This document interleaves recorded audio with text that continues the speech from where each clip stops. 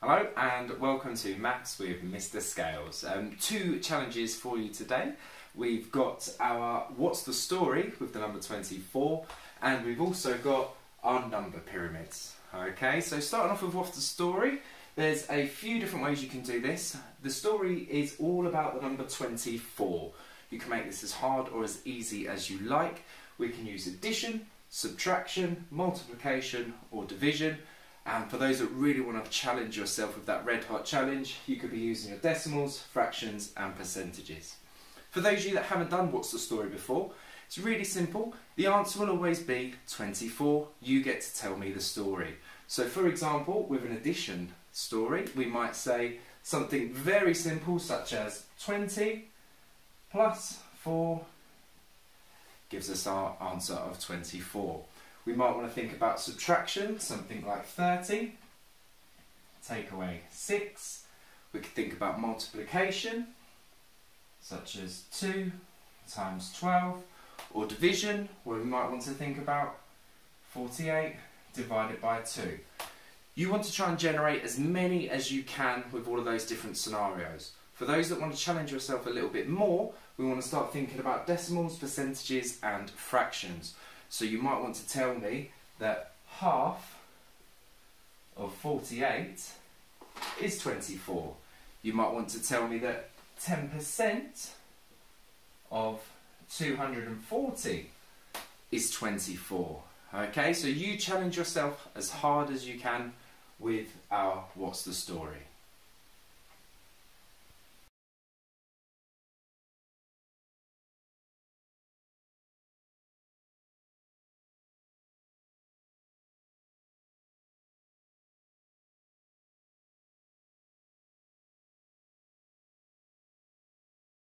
Okay, and for our number pyramids challenge today, for those of you that haven't done number pyramids, I'm going to run through them very quickly. We're focusing on addition number pyramids.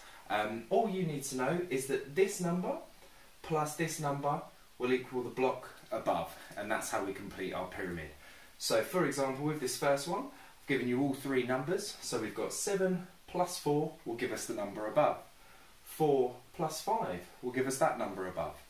Once we've figured out that, then we can look to create our top pyramid by adding those numbers together. We'll do the first one together. So we've got 7 plus 4 gives us 11.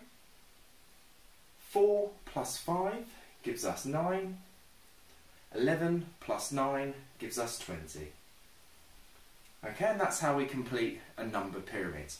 As we move through, I've challenged you a little bit more as we go through. Some of them I've added some additional blocks, some of them I haven't given you the whole bottom row. When that happens, all we need to do is work with what we've got. So 8 plus 6, we can work out the above number.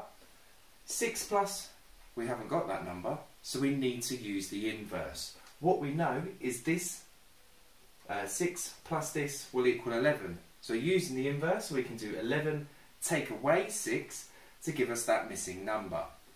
We will be able to calculate this one. We add them together to give us our top number. So inverse will be important for our number pyramids.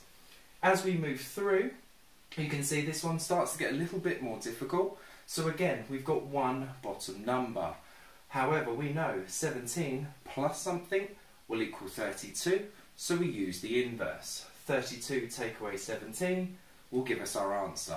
Again, we haven't got any of these numbers, so we would need to start with what we know.